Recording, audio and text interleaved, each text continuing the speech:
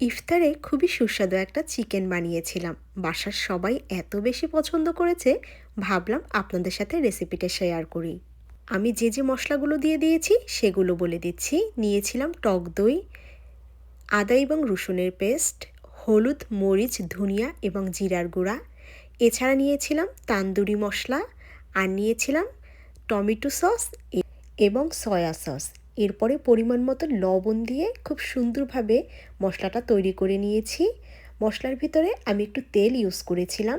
এরপরে চিকেনগুলোকে আমি খুব সুন্দরভাবে ম্যারিনেট করেছি।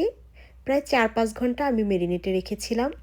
আমি হাত দিয়ে চিকেনের ভিতরে খুব সুন্দরভাবে মশলাগুলো দিয়ে দেওয়ার চেষ্টা করছিলাম, যাতে চিকেনের ভিতরে মশলাটা সুন্দরভাবে ঢুকে যায়। এই যে আমি চিকেন রেডি করে নিয়েছি, এবারে রেস্টে রেখে দিচ্ছি। আমি কিন্তু একটু জর্দার কালার ইউজ করেছিলাম। এই যে দেখুন কি সুন্দর হয়েছে ম্যারিনেট। এবারে ভেজে নিব। তো বেশি পরিমাণে তেলের একদমই দরকার নেই। আমি কম পরিমাণে তেলে এটাকে মিডিয়াম টু লো হিটে ভেজে নিব।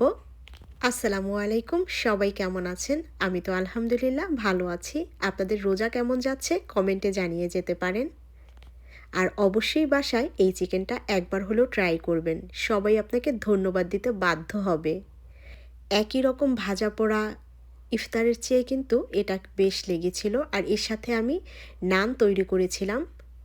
এই পর্যায়ে চিকেনগুলোকে উল্টে নিচ্ছি। আমি 3-4 বার এভাবে উল্টে পাল্টে ভেজে নিয়েছি। আমি গ্রেভিটা একটু চিকেনের গায়ে লাগিয়ে দিচ্ছি। এখন একটু ঘন হয়ে এসেছে।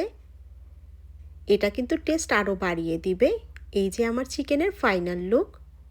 কেমন হয়েছে জানাবেন। যদি ভিডিওটি বেশি ভালো লাগে অবশ্যই শেয়ার করবেন। এরপরে আমি পরিবেশন করে নিব। এর সাথে আমি একটা খুবই মজার রায়তা তৈরি করেছিলাম।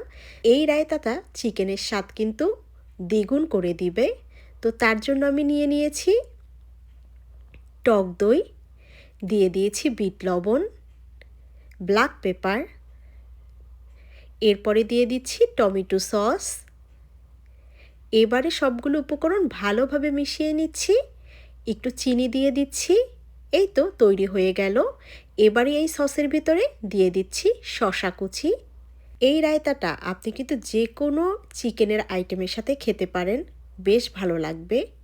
চিকেনটাকে আরেকটু বেশি সুস্বাদু করার জন্য আমি পেঁয়াজ এবং কাঁচামরিচ একটু সটে করে নিয়েছি।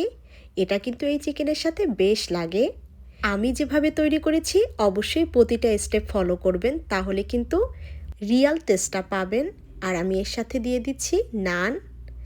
এই যে এটা ছিল আমাদের ইফতার। আলহামদুলিল্লাহ অনেক টেস্টি ছিল। এই রোজার দিনে একে অপরের জন্য সবাই দোয়া রাখবেন। ভালো থাকবেন। আজ এ পর্যন্ত। আল্লাহ হাফেজ।